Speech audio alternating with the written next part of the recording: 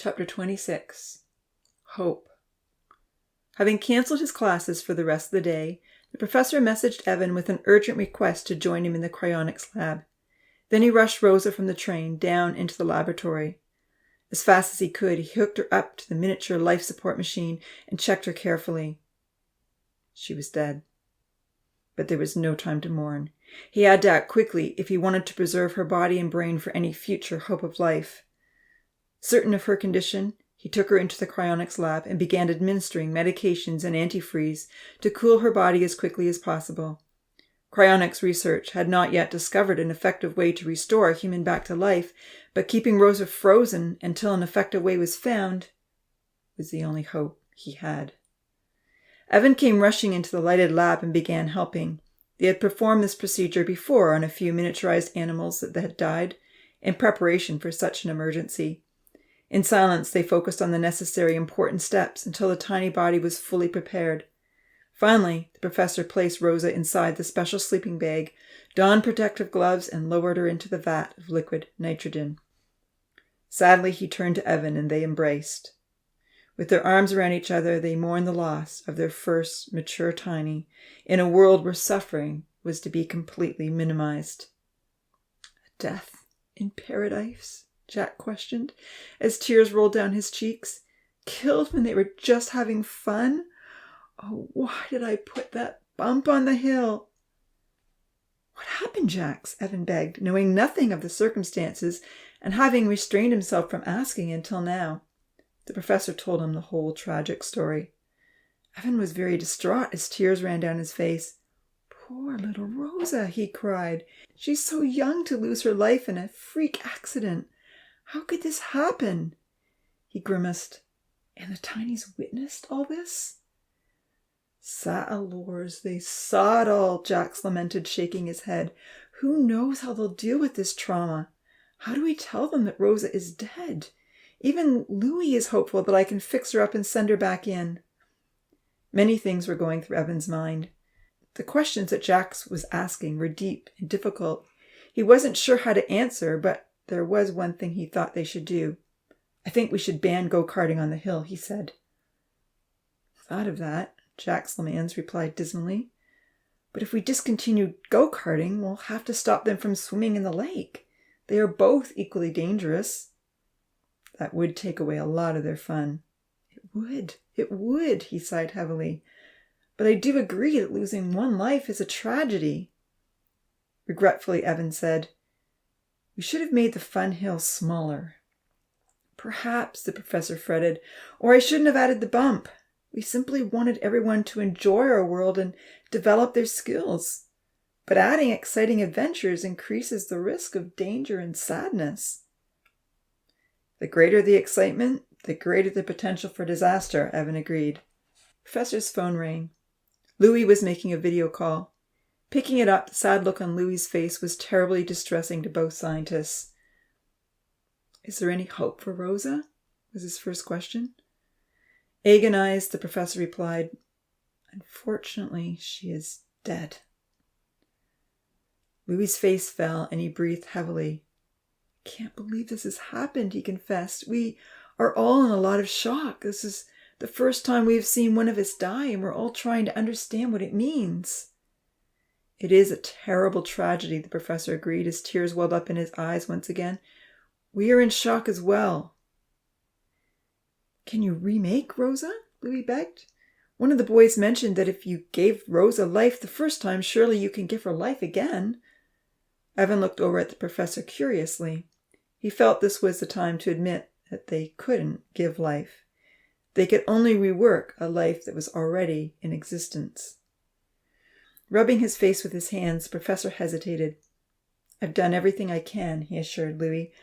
There is hope that with some more experimentation and research, we may eventually find a way to restore life to the cells. But it won't be soon. It's not simple. But there is hope. You can tell the children there is hope that Rosa will come back to life one day. Evan wasn't so sure that cryonics was a substantial hope, but he didn't voice his skepticism with Louis still on the phone. The professor talked to Louis about how to counsel the tinies through this tragedy. The three of them grieved together. Jax admonished Louis that it was important to not suppress his sadness or that of the children. Keeping it bottled up inside will only lead to more hurt later, he said. They've got to talk it through whenever they feel like talking.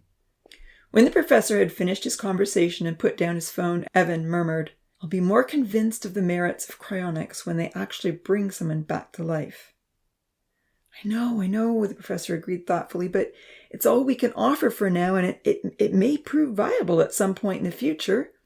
What we are discovering in science today would have seemed preposterous 100 years ago or less. Perhaps you and I will discover the way to bring life back to the cells, he said, looking up with a smile. In the meantime, he reasoned, a false hope is better than no hope at all. It will help them all feel better. Evan had picked up on the words, bring life back. He frowned. But we didn't give life in the first place, he pointed out warily. That is beyond the ability of any scientist. True, the professor agreed. But I do believe that science will discover a way. It's just a matter of time. After his conversation in the library with Seth and the online debate that he had just watched, Evan was no longer sure what he believed. If Seth and the physicist were right, and there really was hard evidence to believe in a supernatural, all-powerful God, then life was a gift that only God could give. He shuddered at the thought of humans finding a way to generate life. It sounded like the plot for a scary sci-fi movie. Would it be wise, he pondered privately, for such incredible power to be in the hands of those who might use it for good, but may well use it for evil? Excusing himself from the lab to check on the tinies, Evan walked past the incubators below, with tiny new puppies and kittens developing inside. He was thankful they had decided not to create any more human beings. I must discourage Jax from developing any more humans, Evan told himself anxiously. This has been a fabulous experiment, but if there is even a remote chance that there is a great designer, what does he think of us modifying his creation and offering hope that we can't give? Agitated and distressed, Evan rode the elevator up to the paradise room. Does Seth's God offer any hope for life after death, he pondered, walking into the dark greenhouse structure. And if he does, is there any evidence to believe it is possible? Or do Christians just hope for something because it's better than no hope at all? As he walked across the room, he was surprised to see the dome was glowing softly. Gazing inside, he noticed that the solar twinkle lights had been turned on. The Beach Boys were not in their hammocks. Sad, muffled voices came over the speakers, but the voices didn't seem to be coming from the houses. He could see Uncle Louis walking across the shadowy meadow. A loud wail caught his attention. It sounded like it came from the meadow. "We can't sleep, Uncle Louis," Amy was crying. "Is Rosa okay?" Gazing across the field in the direction of her voice, Evan noticed that a large group of tinies were huddled together on Louis's cabin deck. He could only see shadowy figures, but it seemed that perhaps all of Paradise had decided that they couldn't sleep on their own. Uncle Louis reached the cabin and sat down beside them. A tall girl plunked herself in his lap and threw her arms around his neck. He could hear crying. There was movement on the deck as the others piled in close, and soon Louis was surrounded by all the distraught young teenagers. He could hear many of the girls sobbing. Lily was wailing. Uncle Louis seemed to be hugging them all. Other voices inquired about Rosa. Eventually Uncle Louis replied, his voice trembling. "Rosa isn't okay. She won't be coming back for a long time." "Is she dead?" "Yes," he replied softly. There were many sorrowful cries, even from the boys. When they had quieted back down, Louis continued kindly. "Professor hopes that with some more research, he will find a way to bring Rosa back to life, but it will take time." Gazing at the grief-stricken scene, Evan's heart bled compassion. Regardless of whether it's right or wrong, I'm in this so deep, I have to stay, he thought. These tinies are real people. I can't leave this project, especially not when things are going wrong. For a long while, Evan stood listening to Louis comforting the tinies. Gradually, the noises subsided, but no one left his cabin. When the professor finally joined Evan after cleaning up the lab, it was peaceful and quiet in Paradise, with only the odd snore here and there. "I think they've all fallen asleep on Louis's deck," Evan whispered. professor peered into the dark shadows and smiled sadly. Louis is bearing the brunt of this once again, he admitted. I hope he gets some sleep tonight. I hope he can bear up, Evan agreed. What would we do without Louis? They both looked at each other and swallowed hard. There was no comforting answer to that question. We'd better go get some sleep too, the professor said sadly. There's not much left of the night.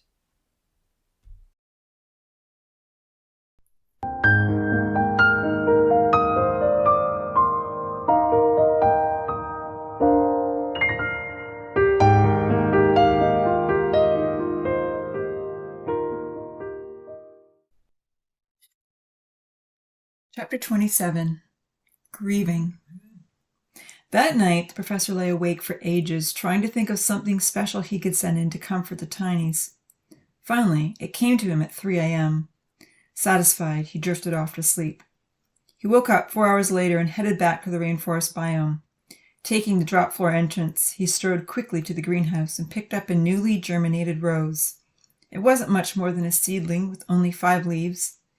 In the supply room, he made a small card and wrote a short message in his best writing, tucking it in carefully with the requested supplies of bird food, pet food, oil, yeast, and flour. He also stuffed in a bag of Wonder Drink to fill the formula machine. He knew Nancy had been too distraught to make any bread.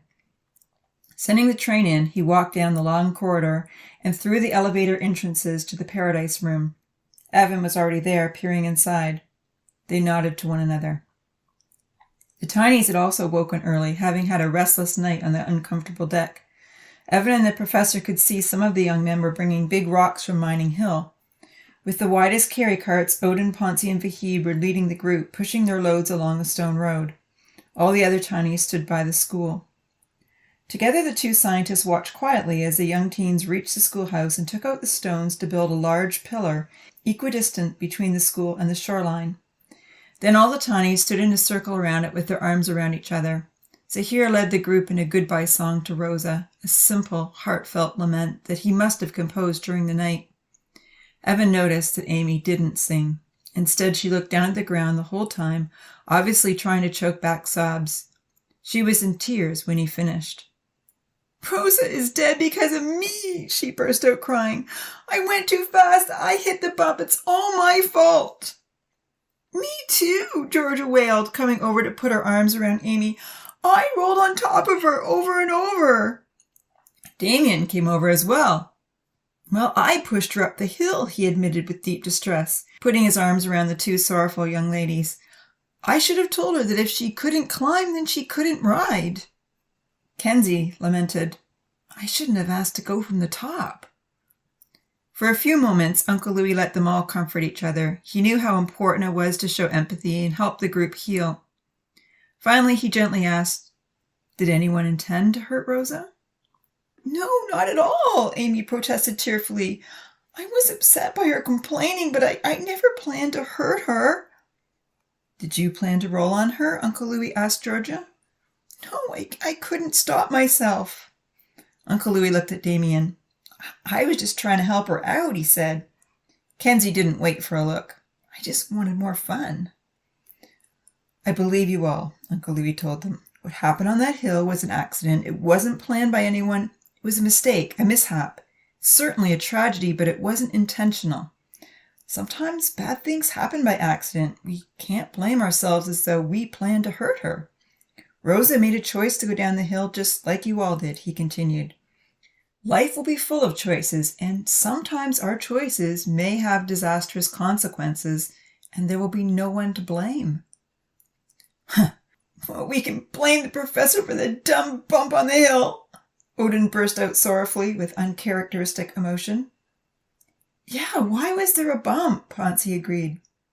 Hearing the boys' accusatory questions, the professor sighed deeply. Evan reached over and put his arm around him. "Did the professor put the bump there to hurt people?" Uncle Louis asked. "Well, it sure was a dumb mistake if it wasn't intended," Odin argued, almost crying himself. On the other side of the glass, the professor agreed with Odin. "Yes, it was," he whispered sadly. I made a very dumb mistake." Down beside the shore, Uncle Louis walked over and put his arm around Odin. "We know it wasn't intended for harm," he assured him. Because the professor has shown us love in so many ways. Look how wonderful paradise is. Look all around you. All the tinies gazed sadly at their wonderful world. The huge, sparkling lake stocked with fish, the long, white, sandy beach, the prosperous gardens, the fruitful orchards, the forested hills. With someone who has been so kind and done so much good for us, and who sends us everything we need on a daily basis, would he put things in paradise only to hurt us? Unprepared to concede the point, Odin just shrugged and pulled away. Looking at all the glum-faced teenagers, Uncle Louis reasoned, the bump could have added a lot of fun and increased our skill level once we were more experienced driving. It wasn't placed to harm us, but to give us pleasure. However, due to what happened yesterday, we will go ahead and remove that bump. He smiled at Kenzie, who looked eager to begin digging that moment. Wearily, and with forced optimism, Uncle Louis announced, I want you to all hold on to this little ray of hope. A little ray of hope for Rosa and for all of us. The professor is going to do all that he can to bring Rosa back to life. He says there is a way, it just takes time. Everyone cheered and clapped their hands. Outside the dome, Evan glanced quickly at the professor. There is? You will? He whispered. I didn't say it exactly like that, the professor frowned, keeping his eyes on the tinies, but I will definitely do some research. Shaking his head in disbelief, Evan glanced at his phone and mumbled, I should get going. I've got a group meeting this morning. But then he saw Amy put up her hand. Yes, Amy, Uncle Louis acknowledged. Do you think we could call that hill Rose's Hill? She pleaded, her voice full of emotion. Then it will always have a special memory of her. There were nods of approval all around. Rose's Hill, some of the girls shouted. I think that is a lovely idea, Amy, Uncle Louis agreed. But what happens when the next person dies? France queried. There aren't any more hills needing names. We will all be much more careful in the future, Uncle Louis said. Oh, and being careful will save us from anything bad? Odin sneered angrily. If we were more careful, it wouldn't have been so hot that one day. Or if we were more careful, a giant spider wouldn't have crept in. Uncle Louis knew Odin was hurting, but he was also weary and worn out from the devastating ordeal.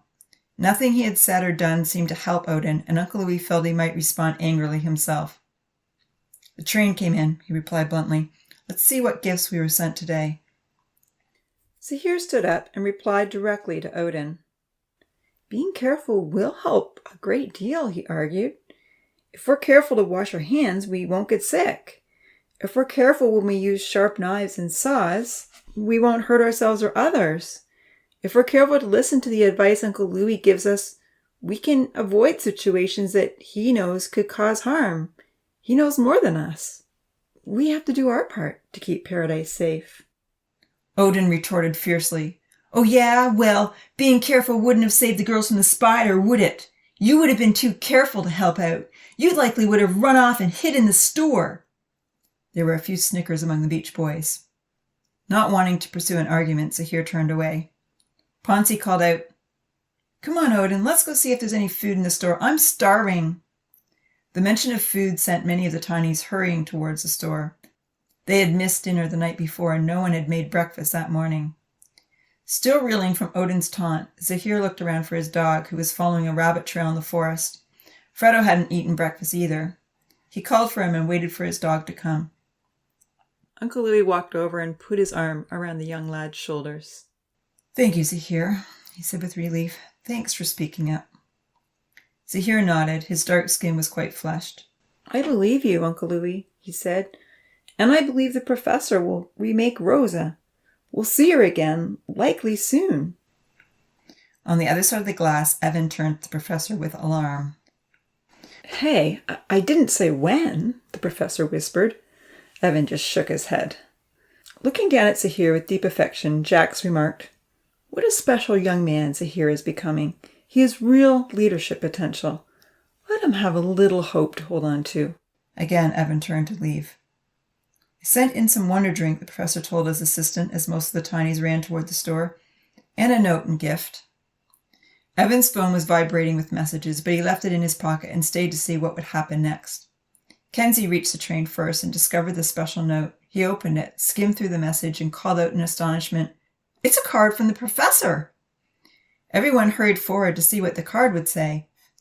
Please read it, Uncle Louis requested. Kenzie read, My dearest Tinies, I am so grieved that you have lost a precious friend in paradise. I am so sorry that the hill which I made for you to enjoy and the bump that I put in to give you some excitement has resulted in Rose's death. This was never my intention. I love you all and only want the best for everyone. If I can find a way to keep you all alive forever, I will do whatever it takes for that to happen. You will find a little rose in a container. It's a rose for Rosa. Please plant it in a special place for her. With much love and sorrow, the professor. All the tinies were comforted by the loving message. Vanitha and Yu Yan looked in the train and pulled out the container. We'll plant it, they offered. We'll put it right by Rose's pillar. I'll bring some good dirt, Odin offered, much to everyone's surprise. As much as you need. Turning to look at each other sadly, the professor and Evan understood that Odin, in his own unique way, was heartbroken over Rose's death. Louis will need to give him some counseling, the professor mused. Evan agreed, watching Zahir and Kenzie run off with shovels to remove the bump. They all need counseling, he said. We could use a whole team of counselors right now. Or Rachel Khalid, the professor added regretfully. If we can just get through a few more months. You'd really like her to be a part of this, wouldn't you? Evan smiled. I'm sure she'd have great insights, the professor nodded. She came from a family of 8. As much as they could see that all the tinies needed counseling, and as much as they told themselves that they loved all the tinies equally, there were some that tugged at their heartstrings more than others. Foremost in the professor's heart were the tinies who felt they had caused the accident and were openly displaying their grief. They were also the tinies most responsive to reason and affection. As Evan pulled out his phone to check his messages, the professor said, Maybe it's time to release the baby animals. But they've only just come out of incubators. They are still so fragile, Evan reminded him. I believe caring for baby animals will help the tinies heal and distract their minds from what has happened. We'll tell them what they need to do and send in the formula machines. It will also develop their nurturing potential and generate tamer animals. I suggest we give the babies 1 more week in the nursery, Evan stated, feeling the plan was rather risky. You don't want there to be more accidental deaths. We can tell Louis to let all the tinies know that the babies are coming. They can do some research during school hours, and those who want pets can get busy preparing for their care, which will distract their minds. Any that don't get adopted will nurture here in the nursery. Considering the matter carefully, the professor agreed. You're right, Evan. 1 more week is wise. I'll collect some helpful information and send it in on the train tomorrow. Even the anticipation of new pets will be helpful to take their minds off this great heartbreak. Evan's phone began ringing, and this time he rushed off to his meeting.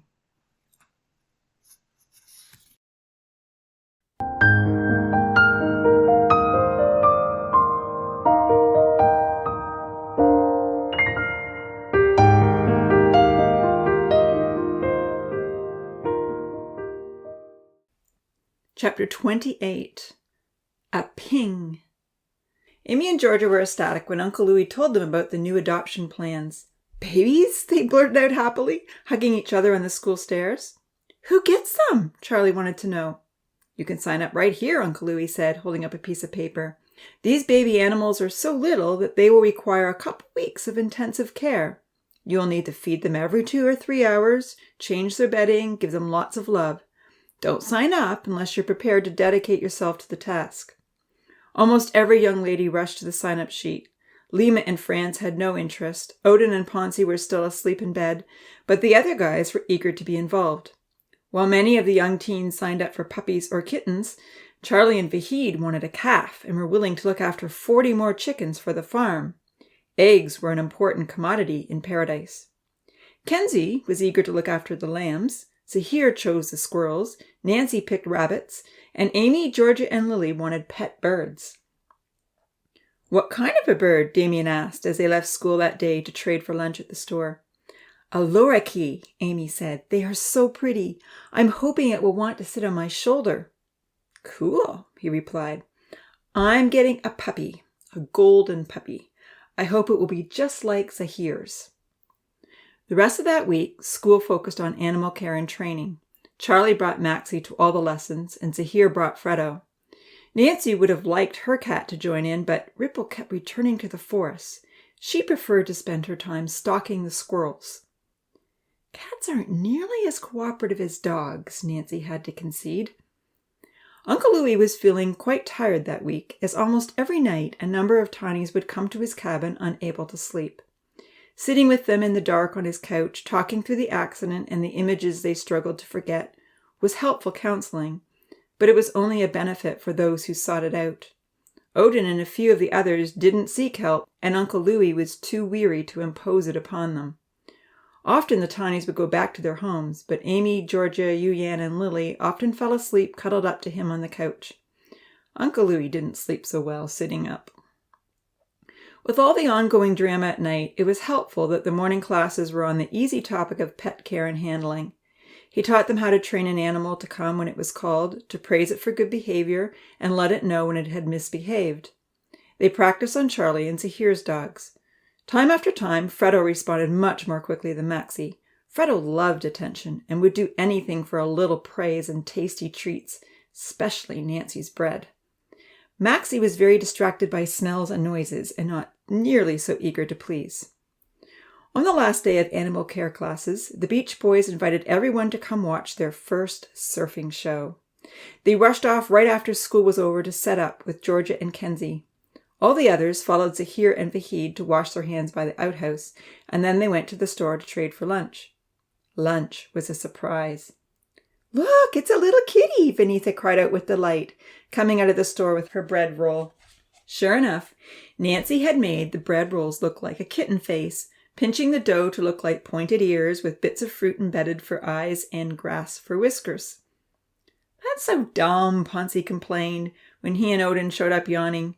He handed in 3 small pretty rocks that he'd mined for a kitty bun. Odin had a flat rock. Everyone else was delighted with the cute faces. As usual, the teens found a place to sit on the store deck stairs to enjoy the bread. Water was always free, but those with extra supplies to trade often picked up Amy's freshly squeezed orange juice instead. While everyone was still enjoying their kitty rolls, the cymbal clanged and the shakers could be heard, an indication that the Beach Boys were ready. "Showtime!" Amy called out to the other tinies. Charlie quickly passed around some fresh bananas to all the teenagers who had given an hour to help him weed the grass out of the garden. "I'm bringing the rest of the bananas to the show," he told Santa, picking up his half-full basket. "The trees are loaded." Amy had spent her lunchtime making soup in the store kitchen to give the Beach Boys. It was squash soup, and she had added apple to it for extra sweetness. She thought it was delicious. Putting it into a big glass jar, she screwed on the lid. Nancy dashed out ahead of her with 3 fresh kitty buns. Aside from Odin and Ponzi, all of Paradise turned out for the first surfing demonstration. The tinies placed their offerings in the bin that Zahir had built to hold the goods they received, and then sat down on the long pier. Dangling their legs in the cool water, they finished off their lunches. Amy sat down beside Georgia and Vahid. Zahir arrived soon after, but he didn't put anything in the bin. Uncle Louis had given him and Kenzie free passes to everything that week, since they had both worked so hard to remove the bump on the hill. It had taken 5 afternoons, but finally the job was done. Damien, Franz, and Lima sat on the end of the pier ready to begin. "Look at the balloon," Amy said, pointing in Damien's direction. "I wonder what he will do with it this time." Damien had attached a large round balloon to his surfboard using the fuzzy pipe cleaners. The bright red balloon was big and round, filled with air, and he was holding the closed end of it tightly. "Those guys are always coming up with something new," Zahir replied. "And I know how they blow it up so big." "Really?" Amy asked, very attentive. "I'll show you sometime," Zahir told her. "I saw them holding a balloon over the breeze holes at the edge of Paradise." Damien signaled it was time to begin. Kenzie clanged his cymbals together, and Georgia shook the shakers extra hard, and the show began. While Lima and Franz plunged into the water on their boards to swim out to the waves, Damien stood up on his and loosened his hold on the end of the balloon. Immediately, with a sharp, spluttering noise, the balloon propelled him across the water far ahead of his friends. He zipped across the lake as though he was riding a go-kart down the hill. When the balloon fizzled out, Damien caught a wave and rode it into shore. Everyone was clapping and cheering for Damien as he picked up his board and ran back into the water. He began swimming out to the big waves while Lima and Fran stood up on their boards. Far out in the deep water, they had something new to perform as well. Instead of just riding waves like they normally did, they pulled off a few flips. Franz was only able to do one and then went face first into the water. But the audience enjoyed the mistakes almost as much as the perfectly performed flips. Lima managed to do 2. As the boys were swimming out for one more demonstration, Amy heard a distant ping. She and Charlie turned to look toward the North Forest. "Ha, it's just Odin and Ponzi fooling around," Kenzie muttered. "I've never heard a ping before," Amy worried. Zahir agreed. "Want to go investigate?" he asked. "Okay," she nodded, "as soon as the show was over." Everyone stayed till the end of the surfing show and clapped enthusiastically when it was done. The Beach Boys were getting better and better at their stunts. When the applause began to die down, Amy and Zahir raced off in the direction of the noise. It wasn't often that Amy or any of the other tawnies ventured near Odin and Ponzi's hideout. Amy stopped quickly when she saw a big, round object dangling from a tree. It had 8 skinny legs. She let out a cry of surprise. Zahir laughed and poked it with his finger. Made from black pipe cleaners, it twirled around on a string, but it had no other reaction. He reached out and slapped it hard. "Don't worry," he smiled as it swung back and forth. "It's just a fake spider."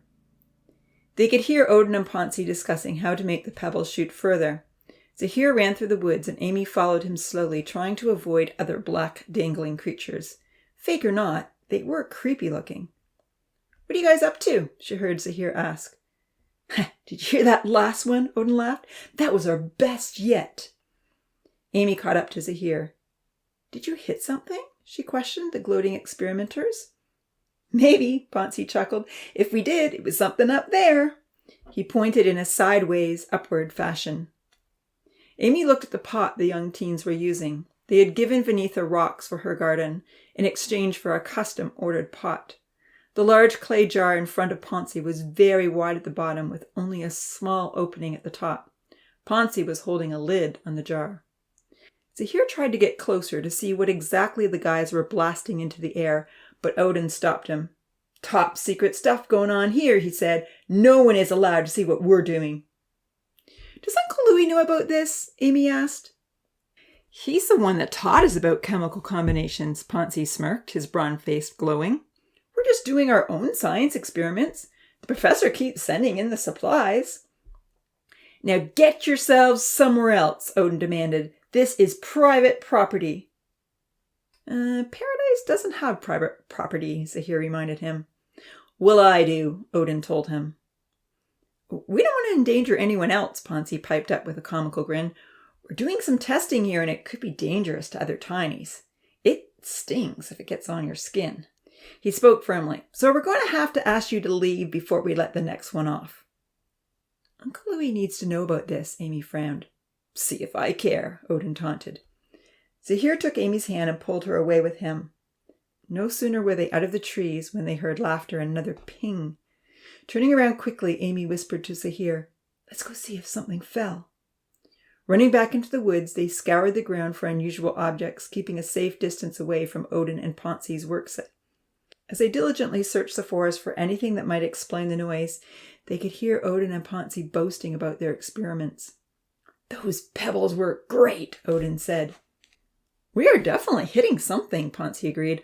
"I love the ping." "If there really is a professor, we'll see if he hears it," Odin chuckled. "Maybe he'll show his face." I doubt we'll see him," Ponzi argued.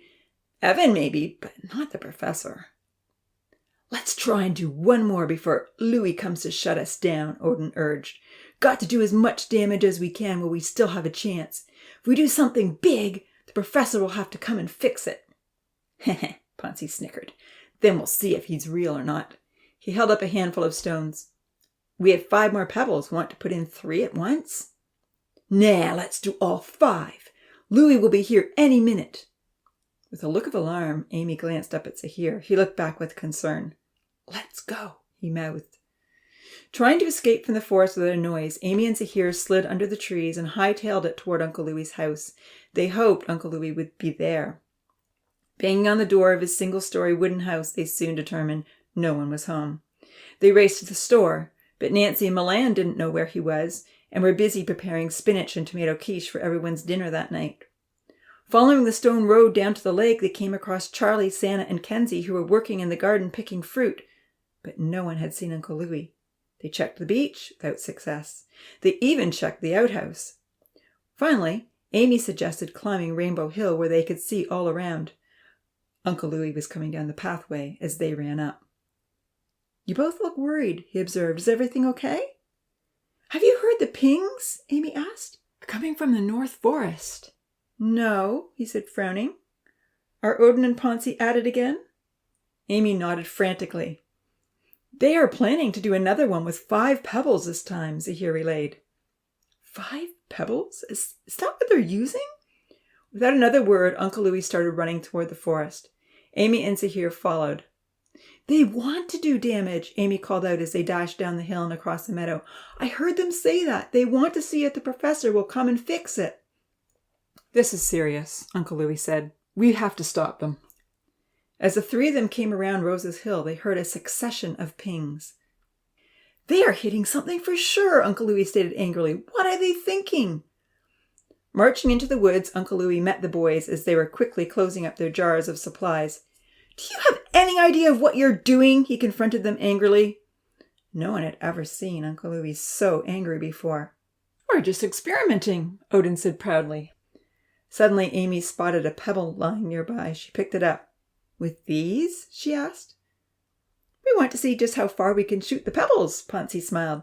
"When we hear one hit something, we know we've had good success."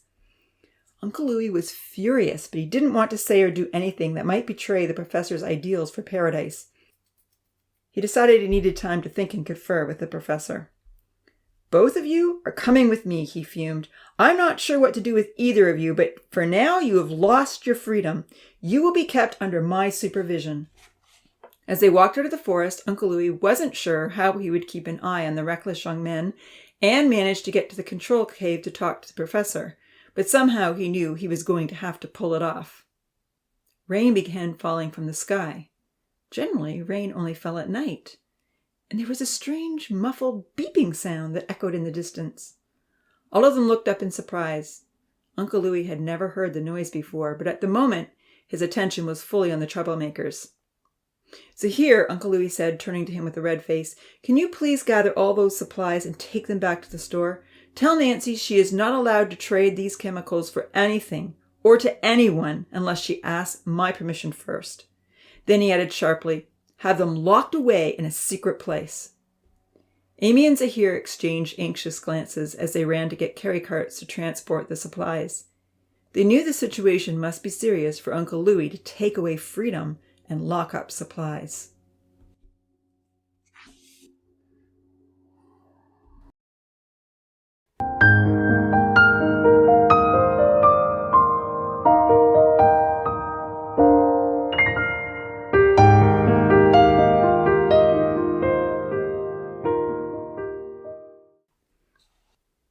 Chapter 29. Something is not right.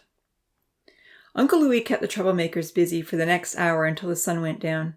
He had not been planning to put a rock patio around his house, but it seemed the perfect make-work project for 2 foolish young men, even if it was raining hard. Never allowing Odin or Ponzi out of his sight, Uncle Louis followed them as they dug for rocks in the hill and marched behind them as they wheeled the cart back to his house by the store. He talked to them about responsibility, thinking of others, and that the greatest joy in life is found in serving others, not in being served. While he was working with the wayward experimenters, the other tinies enjoyed the steady rain. Daytime rain was a welcome novelty.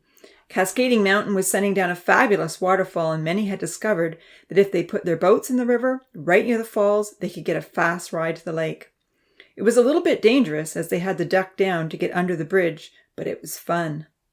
Water was beginning to pool in the low-lying areas, and Zahir, Kenzie, and Vahid were racing their go-karts down Rose's Hill. Large puddles sprayed in all directions when they zipped through to the tracks. Uncle Louis was pleased to see the other tinies were enjoying themselves. "No fair," Odin complained. "They get to have fun in this rain and we have to work in it." "There are consequences to acting irresponsibly," Uncle Louis stated firmly. "This is what it's like to lose the freedom to do as you please." Dinner time came and went, and the rain continued, and the muffled noise was a steady annoyance. Now that it was dark, an odd red glow blinked on and off in the hazy glazed horizons of paradise. "I really must ask the professor about that noise," Louis said to himself. "It seems rather strange. Maybe the professor is doing something unusual on his side." Once it was dark and the go-karting was over, Uncle Louis allowed Odin and Poncy to have dinner. Nancy and Milan were busy cleaning up the kitchen. He asked Zahir, Kenzie, and Vahid to supervise the reckless teenagers while they ate, and then Uncle Louis excused himself. "I must talk to the professor about that noise," he said. "I will be right back." The river was too swollen to cross, so Uncle Louis ran around the mountain. Behind the mountain, he saw something he'd never seen before. Attached to the perimeter of the dome, little fountains of water were spraying out in every direction. It was a forceful spray that hurt when it hit him. "Does this happen every time it rains?" he wondered. He had never walked in behind the hills when it rained at night, as generally he was sound asleep in bed. Ducking under the fountains and sloshing through the water, Uncle Louis's concern grew exponentially. When he got to the cave, he had to cross a stream to reach the door. "If this rain doesn't stop soon," he thought, "the cave will be flooded." Knowing a little bit about electricity, Uncle Louis was certain that would be a big problem. Quickly, he ducked inside and closed the door. He tried to video call the professor, but with no success. He tried 3 times in a row, but there was no answer. "He must be busy," he thought. "After all, it is dinner time." Deciding to text his message, he typed in, "Poncy and Odin were experimenting with baking soda and vinegar again, only they've now discovered they can restrict the reaction and project pebbles into the air. We all heard numerous pings. Apparently, they were hoping to cause damage to see if you would appear to fix the problem. Since then, we've been getting heavy rain, and I just noticed that fountains of water are spraying all around the perimeter. Is that normal? There is also a distant beeping noise that I've never heard before and a flashing red glow. The water is getting quite deep, and I'm worried the cave may soon be flooded. I would highly recommend turning off the rain. I hope you get this message soon. I am trying to keep a close eye on Odin and Poncy, so I may not have another chance to get back to the cave." Trying one more video call, Louis was disappointed that there was still no answer. Could be teaching, or at a conference, or maybe just talking to someone else, he speculated. Patiently, he waited a few more minutes to see if there would be a texted reply. There was nothing. "Oh well," he thought, "I've got to get back and keep everyone safe. I'm sure the professor will look at his phone soon enough." When he opened the cave door, he stepped back quickly in alarm as a stream of water poured into his office. "This is not good," he thought, quickly exiting and slamming the door behind him. "We need this rain to stop." Then it occurred to him that he could message Evan. Glancing down at the water, which was now past his ankles, he decided not to risk opening the door again. "The professor will get my message," he assured himself. "Surely he won't be distracted for much longer." Ducking under the fountain sprayers and sloshing through waist-deep puddles in the low-lying areas, Uncle Louis was well drenched when he returned to the store. In the dark, he could faintly make out 7 black figures sitting on the deck under the veranda. In the dim moonlight, Zahir and Kenzie could tell that Uncle Louis was still worried. "What's wrong?" they asked. "There's been far too much rain," Uncle Louis replied. "It needs to end soon." "Did you talk to the professor?" Odin taunted. "Was he there, looking in the window?" "Did he hear the pings?" Poncy giggled. Not wanting to cause any concern about the professor's absence, Uncle Louis didn't reply. He turned to Zahir, Kenzie, and Vahid. "Guys," he said calmly, "I think it would be a good idea to get the boats and bring them over to the farmland." There was silence. In the dim lighting, Uncle Louis could faintly see their look of surprise. "Won't the rain stop soon?" Nancy asked timidly. "I hope so," Uncle Louis told her flatly. "The farmland is the lowest lying area," he explained. "I'm concerned that if this rain continues, we may need to get everyone to higher ground." Kenzie asked, "Why won't the professor stop this rain when we've had enough?" Odin chuckled. "Didn't you tell him that we have lakes and rivers everywhere?" In anger, Uncle Louis said, "I'm not exactly sure what is going on, but for some reason the water levels are rising dangerously and it's continuing to rain." "Could those pebbles have hit something important?" Zahir queried. Uncle Louis frowned. He considered Zahir's suggestion. "This rain began after the last round of pebbles, didn't it?" Odin chuckled. Poncy looked surprised. Kenzie and Vahid shared an anxious glance.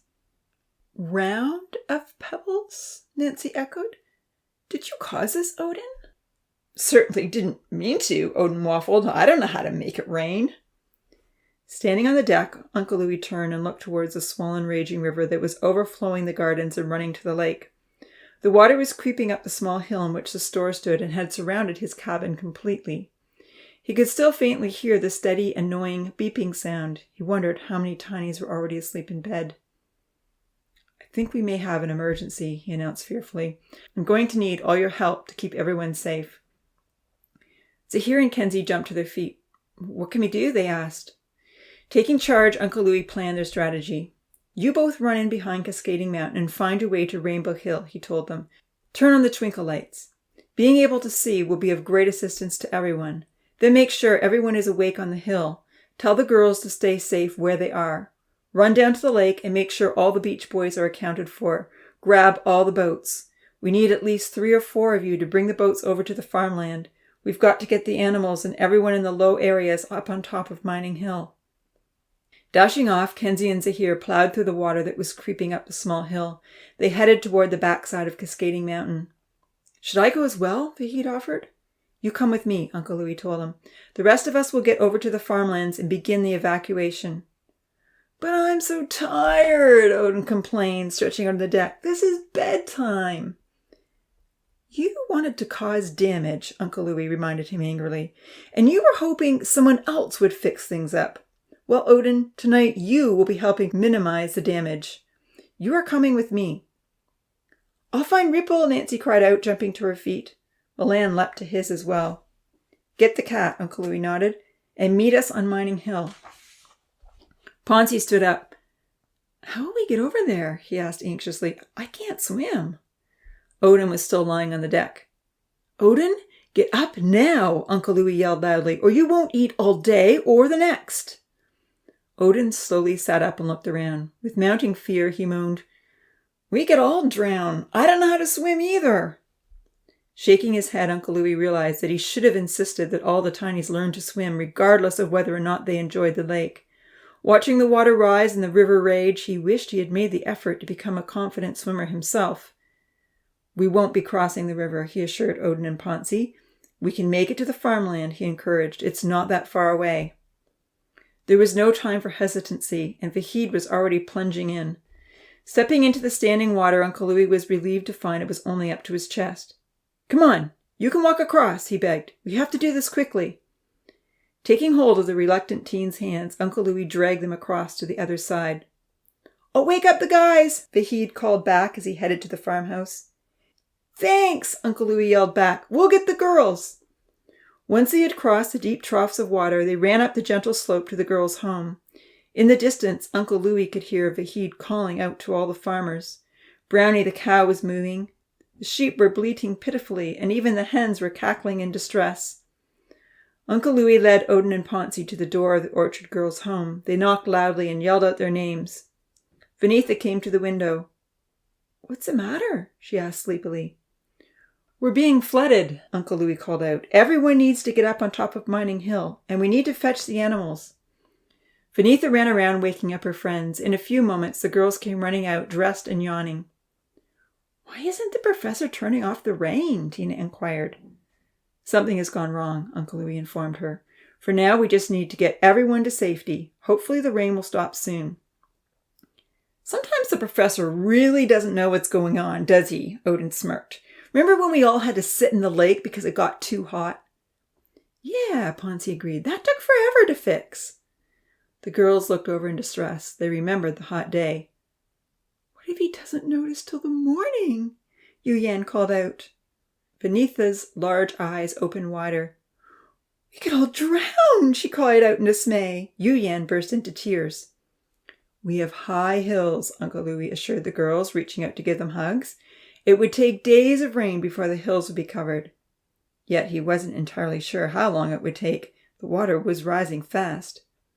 Turning to the boys, he spoke sharply. Odin and Ponzi, go and find Brownie the cow. It's your job to get her up the hill. It might be helpful to put a rope around her neck, but you'll have to find one. When you get her up the hill, you can wait for the rest of us. Don't stop till your job is done. Grumbling and complaining, they wandered off to find the cow. Suddenly, the twinkle lights on Rainbow Hill lit up. Still holding the fearful girls close, Uncle Louis was thankful that someone had turned on the switch and that they could all see so much better. However, his relief was short-lived. He could now see the enormity of the situation. The amount of water rushing through the meadow to the lake was alarming. As he was glancing back toward the store, he saw his house lurch forward and quickly sail off to the river. This is very, very serious, he thought to himself. With all the challenges they had been through in the first 4 months, he had never felt more abandoned and alone. Never had he seen destruction on this level. All their lives were in danger. In his mind, he pleaded silently, "Please, Professor, look at your phone." "What should we do?" Tina asked. Turning to the girls in a state of shock, Uncle Louis encouraged them to get the sheep and herd them up Mining Hill. "There are enough farmers to handle the rest of the animals," he told them. "I want you all to be safe. Just worry about the sheep." Wanting to do their part, the girls ran to get the bleeding sheep out of their fenced enclosure. Uncle Louis ran down towards the farmhouse. Water was pouring into the windows. It was past his waist. Charlie and the farm boys were already outside, struggling to open the hen house as the water was halfway up the door. "Let's rip off the roof," Uncle Louis said, reaching up, hoping to pull himself on top. Vahid pulled himself up easily. Then he extended his hand to help Uncle Louis. Charlie was holding onto the door handle, trying not to float away. Being shorter, the water came to his armpits. Vahid pulled Charlie up. Once they were all on top, the 3 of them worked together trying to pull off a chunk of the roof, but it was quite secure. Brownie the cow was huddled behind the henhouse, surrounded by water and mooing over and over. Odin and Ponzi were not having any success in coaxing her to move. "How can we find a rope?" Odin yelled. "There's one in the henhouse," Charlie called out. "Help us get this roof off." With Odin's help, a corner of the roof broke off. The others lowered Charlie down into the gaping hole. "Everyone is floating in here," he called out. "Poor little chickens." Charlie handed up the rope, which was passed to Odin, and then they began hauling the chickens out of the house. Ponzi and Odin strained heavily to move Brownie. "Come on," Odin roared. "We're trying to help you, you stubborn, foolish animal." "Talk nicely to Brownie," Vahid called out. "She's scared." Charlie's dog swam through the water and nipped at Brownie's hindquarters, coaxing her to move. It was then that Uncle Louis saw 4 young men coming across the water toward them. Damien was leading the way on his surfboard. Zahir and Kenzie were in the Red Bird, and Lima was paddling the Beach Boys' boat. "Just in time," Uncle Louis said with relief. "We're going to need those boats." Odin and Ponzi heaved and managed to pull Brownie away from the henhouse as Maxie continued to nip at her rear end. No sooner had she moved away when Uncle Louis felt the henhouse lurch forward. "Oh no," he shouted as he felt the house began to move toward the river. Vahid looked at him anxiously. The chickens began to squawk and flap about. Fearfully, Charlie reached up and the others pulled him onto the roof. "Hang on," Damien encouraged as the henhouse drifted toward the raging river. "Let's stop them, guys!" Damien and the others in the boats paddled as hard as they could, attempting to steer their vehicles toward the floating house. "Get ready for a collision," Uncle Louis warned as he held firmly to the hole in the roof. The others did the same. When the house struck the boats, the chickens flew up into the air, but the young man held firm. "Be quick," Uncle Louis yelled. "Charlie first."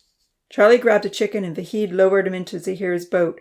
Then they tried to grab more chickens while the house lurched back and forth, and they were all in great danger of falling off. Maxie had come back for her master and was swimming near Zahir's boat. Damien grabbed her while the others grabbed the chickens. Then the house lurched forward again, and Vahid was tossed into the water. Seeing that the house was heading for the river, Uncle Louis jumped in after him. Vahid wasn't a confident swimmer and began to panic. Uncle Louis could only do a basic dog paddle, but he managed to grab the back of Vahid's shirt and pull him toward Lima. The henhouse slammed into the stone bridge and was dashed to pieces.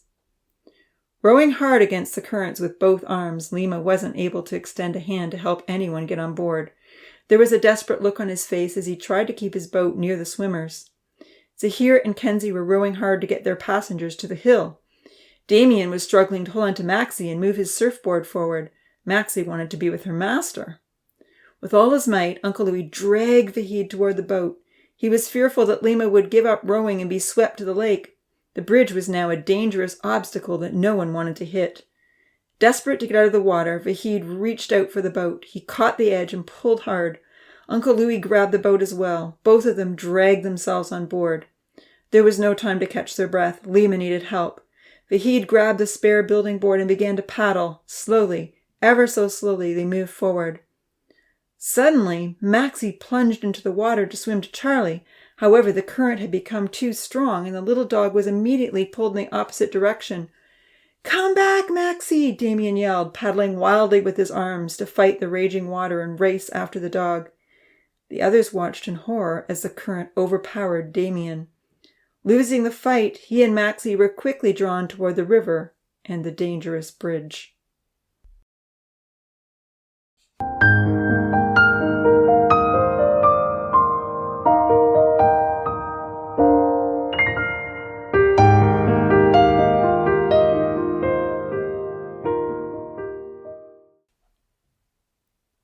Chapter 30. A Nightmare. Tossing and turning, the professor was having a nightmare. It was all too real, a dream that often haunted him in the middle of the night.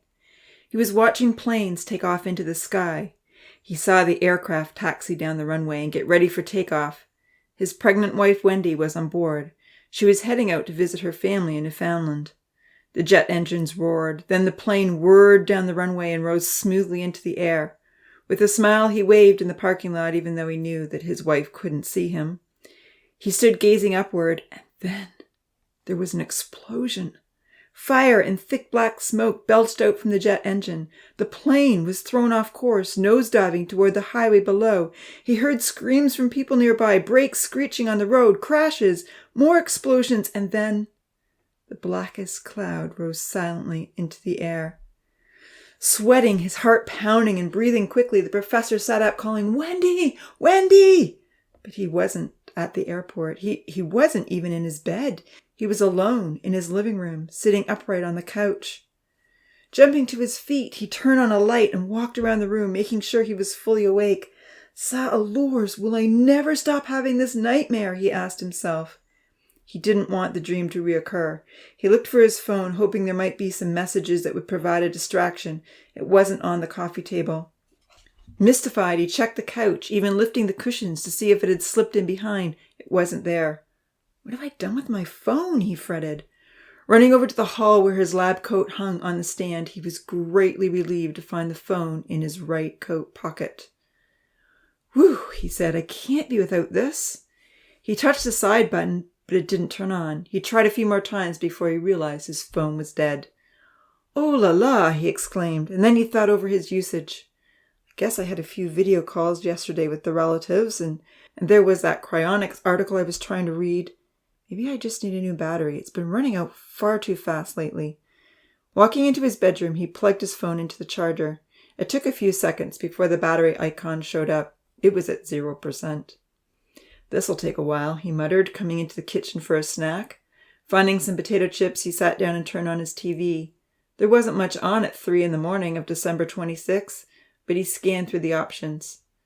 "No wonder I had such a quiet evening. No phone," he grimaced. After attending a lovely Christmas dinner for the biosphere staff held in the Arctic biome, he had come home late and viewed some old videos. He had watched his wedding video with tears in his eyes, reminisced about their trips to India, Africa, and the Philippines, and even looked at the video they had shared with his in-laws, announcing their first successful IVF pregnancy. It had all been a bit much, stirring up past memories of happier days. Still, he wondered how he didn't realize his phone was missing. Flipping through the TV channels, he tried to recall the day's events. He talked to Wendy's parents for nearly an hour at 8, then Aunt Claudette, and I read that article as soon as I sat down at my desk, he remembered. I did receive a message around 10, just before I headed out to the Arctic biome. Well, that's the last communication, I think. A newsflash caught his eye. A record-setting earthquake had struck California, triggering a massive tsunami. As he watched terrible scenes of boats and cars being smashed up against hotel resorts and people fleeing for their lives, he shuddered in horror. "C'est affreux! How can terrible things happen like this on Christmas Day?" he raged. "All those poor people were just trying to enjoy their family vacations." As the news reporters struggled to make sense of the catastrophe, agonizing over the estimated loss of life, they interviewed an Australian scientist.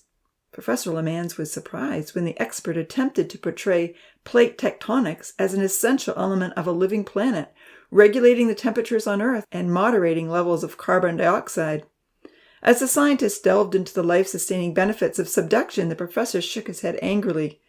"This is not the time to make a case for a senseless tragedy," he exclaimed. Suddenly, he heard a strange noise coming from his room. Dashing back into his bedroom, he saw a warning light flashing on the phone screen and heard a piercing alarm. For a moment or two, he was befuddled. He was certain he had never seen this particular alarm before. Looking carefully, he read the words, "Paradise Fire Alarm." Aghast, the professor reeled unsteadily on his feet. Swallowing hard, he turned a ghostly white, realizing the emergency had to be taking place in the Paradise Room or the dome. Immediately, he imagined terrifying scenes. "How long has this been going on?" he wondered fearfully. "Has Evan responded? He must be getting the same alarm." The fire alarm system in the dome was not linked to any public fire department. Since Paradise was still a secret operation, he hadn't wanted to alert the public over an emergency he was confident would never happen. He was certain that he and Evan would be able to handle anything on their own. "What has happened?" he asked himself over and over as he grabbed his keys from the counter and rushed for his car. At the last minute, he dashed back in to pick up his phone. Without the phone app, he would be unable to use the drop floor, which was the fastest way in. "I'll charge it in the car," he thought. Racing outside in the middle of a snowstorm, the professor climbed into his cold Toyota SUV. He plugged in his phone. In the wee hours of the morning, on one of the most important holidays, there were very few vehicles on the road. He made it quickly to the biosphere. Racing into the parking lot, the professor noticed that Evan's car wasn't there. He spun out in the freshly fallen snow. With no other cars to collide into, he pulled out of the spin, parked safely, and dashed into the biosphere. Swiping his security card, he entered the large glass doors and ran down the halls. He hit the green icon on his phone and dropped into the secret chamber. He fumbled the code in the dark tunnel, taking 2 tries before 0 Suffering 66 was entered correctly. Then he sprinted between the locked doors. As he ran through the underground lab, he could hear the distant echo of the fire alarm, but he couldn't smell smoke. Riding the elevator up, the doors slid open. The red warning light was flashing on the wall, and the alarm was blasting noisily. "Sure hope there wasn't a fire," he fretted, dashing to the dome. "Please let it be a false alarm. Where is Evan?" Tiny lights lit up Paradise. He peered inside and saw the heavy flooding. The rainmaker was running back and forth, letting down a spray of water at the highest intensity. All the sprinklers were running full blast. The whole system was performing well in fire response mode, but he didn't see any evidence of a fire. "Saddlers, this has been going on for a long while," he deduced, looking around anxiously for the tinies. He saw small groups on the hills and hoped they were all accounted for. Then he dashed toward the wall and hit the black emergency reset button. The alarm ceased, the flashing lights stopped, the sprinklers turned off, and the rainmaker slid down into place next to the oxygenator. Even though it was the middle of the night, he picked up his phone and called Evan. There was no answer. He called him a second time and left a message. Then he sent a text. "Are you getting the alarm? We've had a major flood in Paradise," he typed. "I think everyone is safe. Please come in as soon as you can." Breathing heavily and afraid of what he might see, the professor ran fearfully back over to the dome. "Thank goodness they've turned on the twinkle lights," he said to himself. In the middle of the churning water, he could see the boats full of chickens and tinies. The young men were straining to paddle toward the hills. Swift motion caught his eye, and he looked over to see Damien desperately holding onto his surfboard as he was swept through the torrents. "He's reaching for something," the professor said to himself. "What is it?" Then he noticed the little beagle trying to keep her head above the water. "Oh la la, poor Maxie," he whispered. Transfixed, he watched as Damien reached out to pull the dog back onto his board. He had almost grabbed her tail when she was pulled under by the rapids. Suddenly, the professor noticed the stone bridge was sticking up above the water. It was right in Damien's path. Before he had time to wonder what might happen, Damien hit the bridge and flew up into the air. His surfboard went one direction and Damien went the other. There was a long pause as the professor waited, desperately hoping the young surfer was okay. Finally, to his great relief, Damien popped back up. Stretching out his strong arms, he swam toward Uncle Louis's house, which was floating in the lake. When he climbed aboard safely, the professor gave a long sigh of relief. However, Charlie's dog failed to resurface. Seeing the 2 boats had made it safely to Mining Hill, the professor looked around for the other tinies. He counted everyone that he could see on both hills. Aside from Damien, they had all made it to land. The occupants of the boats were climbing out and straggling up to higher ground with all the chickens. I'm so thankful, he said, holding his hand to his heart. If I hadn't woken up, this could have been far, far worse. Quickly surveying the flooded dome, he saw the school and the store were completely submerged. I need to open the drain, he told himself. Everyone is safe on the hills now, and Damien is floating in the lake. The drain will take the water down slowly in the farmland. He should be okay. Running over to his desk, the professor wiggled his mouse to wake up the computer. He entered his password and put in the code to open the drain under the cliff. A gurgling sound indicated the command had taken place. Now that the rainmaker had stopped and everyone had reached a place of safety, the tinies huddled together. Drenched and shivering, they had no way to dry off. "Huh, you figured it out, finally," Odin was grumbling. "Sure took him long enough."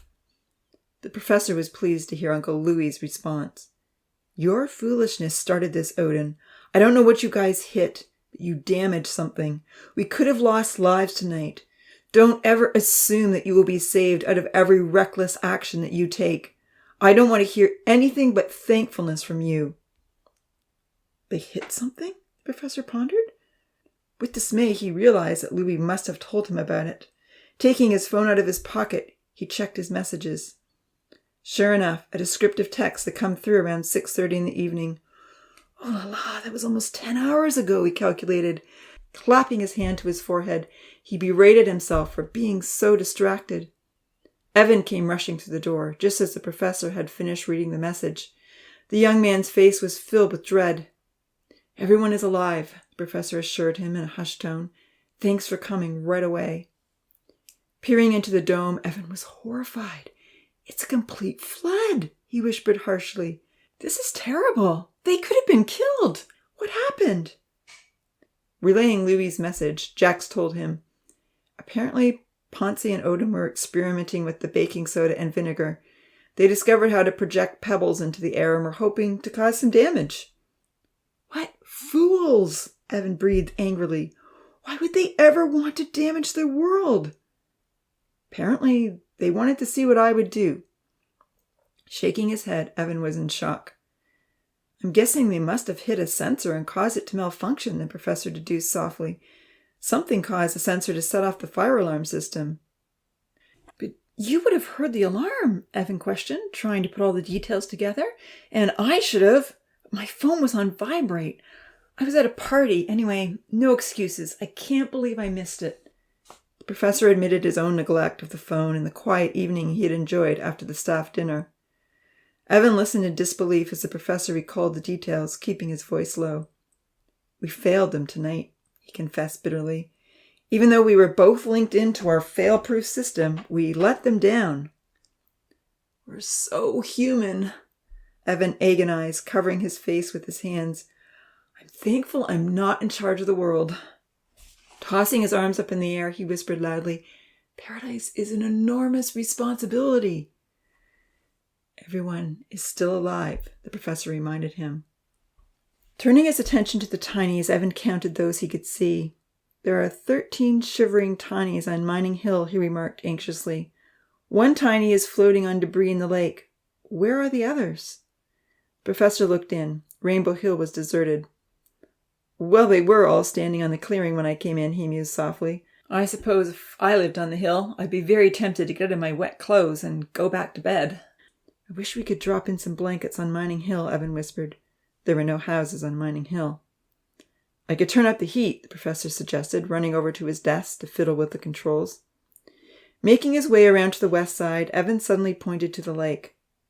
"Two tinies are in a boat," he said softly. "I'd say they are heading out to rescue Damien." "Really?" the professor whispered, looking up with a pleased expression. "I'd say it's Amy and Santa." Rushing over to have a look, the professor smiled to see the young lady's courage. Now that the rain and sprinklers had stopped and the raging river had subsided, the lake was fairly calm. Using Georgia and Vanitha's boat, the young teens were paddling with all their strength toward the floating house. Damien was very relieved to be rescued and quickly climbed aboard. He took Amy's board and helped Santa paddle back to dry land. When they reached the shore, the professor could hear Damien thanking the girls over and over. He gave them each a hug. We'll need another courage ceremony, Evan reflected. I'm guessing there were a number of brave tinies who helped out tonight. Yes, the professor agreed. A ceremony to celebrate courage will be in order once everything is settled back down. There is so much to clean up. Although I am pleased the fire response system works so well. Had there been a fire, it would have quenched it, Evan agreed, still shaken by the ordeal. However, we nearly lost lives because our safety system malfunctioned. That doesn't mean our safety system was faulty, the professor argued. Evan didn't reply. The professor had designed the system, and regardless of its unnecessary response to impact, if that had indeed been the cause, it did appear it would function well in a fire. We need a timer, Evan suggested. An hour or two of rain should put out any fire. Yes, a timer is required, the professor agreed wearily. His limitations and oversights were stacking up. He no longer prided himself on creating a perfect world. Walking back and forth in front of the dome, he began listing off an action plan. We will have to send everyone back to the nursery, he said. I suppose we'll have to wait until the water levels have dropped so they can walk out safely. A few hours of training should take it down. Nodding, the professor agreed. The sensors will need to be checked and replaced if necessary, he added, and everything needs an opportunity to dry out. It may take a couple of weeks to do all the repairs. As the initial shock wore off and Evan realized the tinies were going to be okay, he quietly pondered the mishaps that had occurred. This is the second time we've let the tinies down because we didn't know what was happening, he chided himself silently. Then he considered the breaking news story that he had heard on his rush journey to the biome. There was an earthquake and tsunami in California last night, he thought. But it was much worse than this. Many lives were lost. Mystified, he pondered. This is Professor Lemans' big grievance against any God notion. Catastrophes happen in our world all the time on a much larger scale. Is this because Seth's God isn't aware of what's going on? But if he's so powerful, how would he not know? Does he not care? Or does he simply choose not to intervene? And if not, why not? Suddenly, a terrible, immediate, practical realization dawned on Evan, and he spoke out loud. How will we communicate with Louis? The two scientists looked at one another. The cave was fully submerged, and so were the train tracks. Anything electrical would have to be replaced. Stroking his goatee anxiously, the professor was dismayed. I suppose we can't at the moment, he admitted. Once the water levels drop, Evan suggested, we could open the train entrance and push in a note. Odin spends a lot of time guarding the entrance, the professor nodded, observing the slowly receding water levels. I'm sure he'll notice from Mining Hill. We need them to get out as soon as possible. Some of the houses are completely waterlogged. The store and the kitchen are ruined. The outhouses overflowed, and most of the fruit trees are floating in the lake. I hope we can get the message through in the morning, perhaps. That may be possible, Evan nodded. Good thing you have all those baby animals ready for nurturing, he smiled. The timing couldn't be better. It will all work out. Yes, the professor sighed deeply. It will all work out.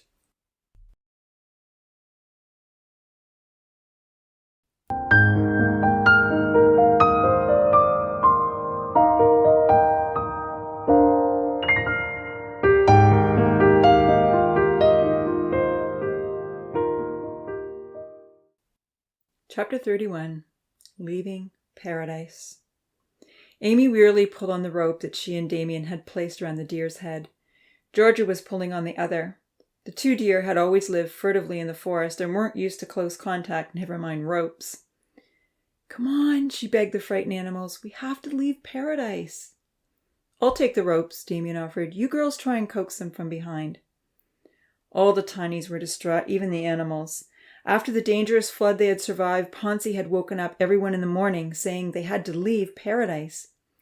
Even the animals had to leave. It had taken a long time to catch the deer. If Damien hadn't found ropes and apples in Zahir Milan's house, they may never have found a way. With the girls behind them, and Damien pulling strongly in front, the deer reluctantly trotted along. Fredo stayed close to Amy's side, anxious to find his master. Santa tried to catch a rabbit, but without success. What will happen to the animals if they don't come with us? She blurted out. We can't catch them all. What about the ducks and the loons? Lily asked.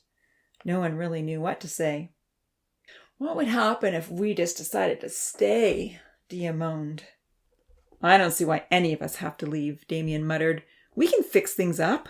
I can't imagine living in the nursery again. Passing by Zahir's house, Damien called out angrily. Get up, Franz, he said. Everyone has to leave. We're heading down now. They waited impatiently for Franz. He finally emerged in a dry pair of Milan's clothes. Everything was topsy-turvy. Many of the tinies had been trapped on the other side of paradise. Those who had bravely taken the rescue boats had spent the night on Mining Hill. Damien and Franz had spent the last few hours of the darkness sleeping in Zahir and Milan's house. Amy, Georgia, Santa, Dia, and Lily had been safe in their mansion on Rainbow Hill with their own dry beds and clothes. Up on the forested hill, the tinies hadn't suffered nearly as much as those in the valley. No trees had been uprooted, and the water hadn't pooled around their homes. As they reached the clearing and looked out on the rest of paradise, they were horrified. Standing on the hilltop, Amy began to cry. It's ruined, she wailed. Our beautiful world is ruined. Santa came close and put her arm around her. The deer tried to pull away to run into the forest, and the two young men did all they could to hang on. Paradise was in ruins. Water lay on the devastated gardens. Many fruit trees were uprooted and now floated in the brown lake. All the low-lying houses were bobbing up and down in the dirty water. The store, which had a foundation, had been fully submerged, and the walls were now covered in green scum. The outhouse was a mess. Only a few pillars remained upright on the remains of the school. The lower sections of the hills were scarred with deep water furrows, and mud lay everywhere. And little did any of them know that all the electronic equipment hidden in the cave under Rainbow Hill had been completely destroyed. Sadly, they began their descent. The deer bolted, pulling hard on the ropes. Damien and Franz began sliding down the hill after them. Hey! They called out as mud splattered everywhere. Girls, help! Hitting a tree, Damien was finally able to gain some leverage and take control. Franz slipped and fell, but didn't let go of his rope. Amy, Georgia, and Santa ran down, slipping and sliding on the soggy slope to help the guys. Once two tinies were holding on to each rope, they were able to control the deer. Santa saw the rabbit again and tried to catch him. Unfortunately, she tripped and fell face first in the mud. She picked herself up with dismay. Dia carefully stepped from tree to tree. Everything is so wet and gross, she cried. Lily tried to help her friend. Coming out of the forest, they could see the others across the muddy valley. Uncle Louis was slowly making his way down Mining Hill. Zahir, Odin, Lima, and Ponzi were ahead of him. Charlie and Kenzie had their arms full of chickens. Brownie and the sheep were happily following Vahid. Nancy was holding Ripple, and Tina had a rabbit in her arms. Watch out, this mud is slippery, Uncle Louis called out loudly, almost falling himself. Ponzi sat down and slid all the way to the bottom. Cheering wildly, he stood up, covered with mud. Impulsively, Zahir, Lima, and Odin did the same. Well, that's a quicker way, Damien mused, watching enviously as they sloshed across the muddy field. If there were no trees on that hill, I'd have taken a ride behind the deer. You sure swam fast last night, Georgia praised. Super fast, Amy agreed, looking proudly back over her shoulder as she helped hold the rope. We were all watching you and hoping you'd be okay. Then with an anxious expression, she added, especially when you hit that bridge. I almost wasn't okay, Damien admitted quietly, pulling hard on the rope as the deer tried to bolt. What? The two girls asked in unison, helping the boys rein in the deer. Even Franz looked up in surprise. I got pulled way down by the water, he admitted. When I came back up, I just barely made it to Uncle Louis's house. I didn't have the strength to swim to shore. With a quick smile in Amy's direction, he said, I'm awfully glad I got rescued. Helping Damien hold on to the rope, Amy swallowed hard. I'm so thankful we all survived that flood, she cried out. I couldn't bear to lose anyone else. I'm going to write a book, Georgia stated suddenly as she and Franz held tightly to the other rope. What happened to us last night is a story that everyone will want to read. Hey, that's a great idea, Damien nodded. He laughed. It would be way more interesting than Jake and Ellie go to a farm. Loving the idea, Amy suggested, and you could draw pictures, too. Franz piped up. Maybe you could also write about the hot day. George's eyes shone. When I saw the rainbow. And we first felt rain. And you will have to do the spider encounter, Amy added. You tell that story so well. Georgia was elated. We've had some very exciting adventures, she said. Freddo looked up to see Zahir standing in the orchard ruins. With a happy bark, he dashed across the mire to greet his master. He then proceeded to shake, sending muddy water in all directions. Everyone yelled and tried to get out of the way. Finally, all the tinies gathered together in the uprooted orchard. Uncle Louis was talking to the others about the nursery. Amy noticed Charlie run over to place a little stone marker next to Rose's pillar. The bedraggled rose was still green, but Maxie had gone missing. Charlie was heartbroken. Amy felt so sad. So will we see our pets in the nursery? Milan inquired. Yes, Uncle Louis smiled. The baby animals will need lots of love and nurturing. Evan is going to put plenty of new books in the library, and he has even ordered some very special art and craft supplies. Really? Benita and Yuyan responded with delight, clapping their hands together. I'll start on my new book, Georgia exulted. I hope there will be clean, dry clothes, Benita said wistfully. Me too, Uncle Louis agreed, looking around at all the wet, bedraggled teens. I hate the nursery, Odin complained. We're all going to be crammed together again in one big, boring room. Many glaring eyes turned on Odin. Okay, he growled, throwing his hands up. I didn't know it was so easy to ruin paradise. Maybe if the... Odin, that's enough, Uncle Louis said sharply. Maybe we could help to fix paradise back up rather than stay in the nursery, Zahir suggested eagerly. If we all pitched in, we could probably clean everything up in a few weeks. It would be kind of fun rebuilding. Damien and Kenzie agreed. I appreciate your enthusiasm, Uncle Louis acknowledged, but this disaster is beyond us. We'll rebuild our homes when we return. We have more experience now, so we can build even better ones than we did before. And we'll appreciate paradise so much more, Amy nodded.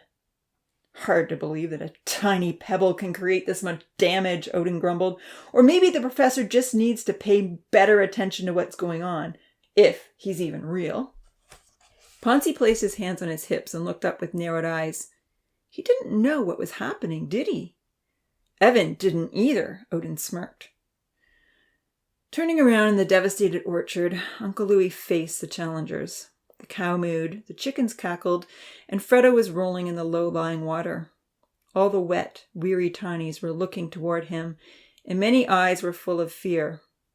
While Uncle Louis could empathize with the feelings of abandonment to a certain degree, he was not in any doubt about the professor's love or intentions.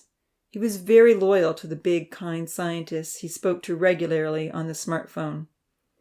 Yet it wasn't easy to transfer his allegiance or explain a being who preferred to remain unseen.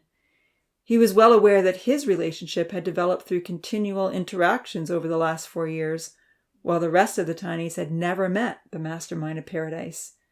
Somehow, he had to provide a satisfactory answer to what had just happened, even though he hadn't completely worked it out in his own mind. It was an unfortunate oversight, Uncle Louis admitted slowly. I don't know why it took so long for anyone to respond, but from now on, we have to realize the professor and Evan may not be paying attention all of the time. That is true. There may be more emergencies that we will face in the future where we will have to rely on our own ingenuity to stay alive, just as we've done before. Thankfully, they've equipped us with everything they could think of to protect us from danger. The lake kept us safe from the heat. The hills helped us to escape the flood. Who knows what the next emergency will be, but maybe there are other things built into paradise that will help us to survive. Some of the tinies were nodding in agreement, but Odin, Ponzi, and Franz rolled their eyes at each other and smirked in amusement. With narrowed eyes, Uncle Louis focused on the 3 scoffers and said firmly, Let's learn one lesson from this. From now on, we need to be very careful how we treat our environment.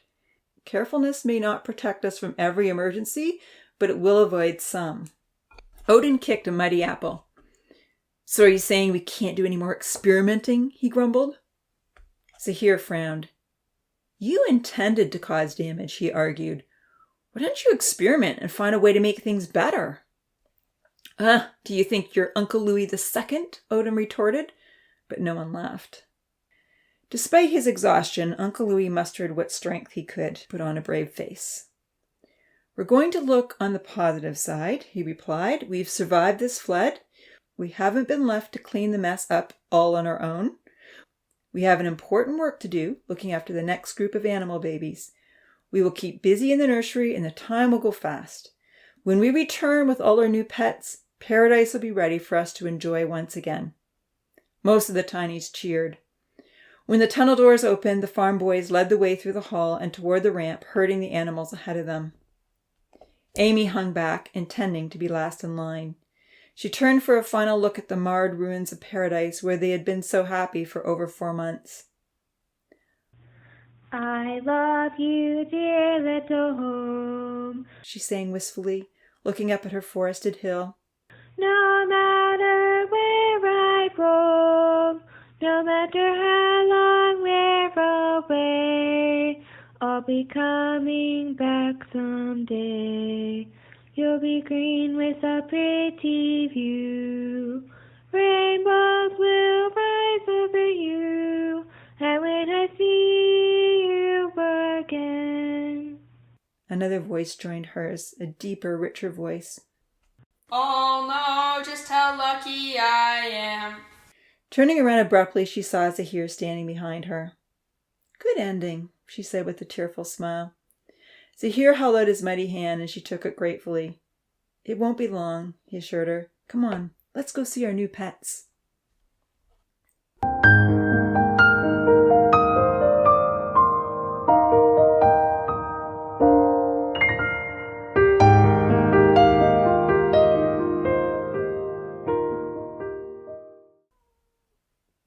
I'd like to thank the following people for helping me with this recording: Amber Abel and Jacob Keane for doing the singing, and Mika Imhoff for writing the music. I would like to acknowledge some of the books that were referenced in this novel. Many helpful ideas for this series have come from the Bible and my Christadelphian fellow believers. The following books and websites have also provided scientific insights and logical arguments to counter postmodernism, evolution, and new atheism. Wonders of Creation, The Works of the Divine Designer by David Burgess. You can find this at testimoniemagazine.com. Answering the New Atheism, Dismantling Dawkins' Case Against God by Scott Hahn and Benjamin Wicker. This can be found at Emmaus Road Publishing. Mama Bear Apologetics by Hilary Morgan Farrar. This can be found at Harvest House Publishers. Servant Leadership by Robert K. Greenfield at Paulus Press.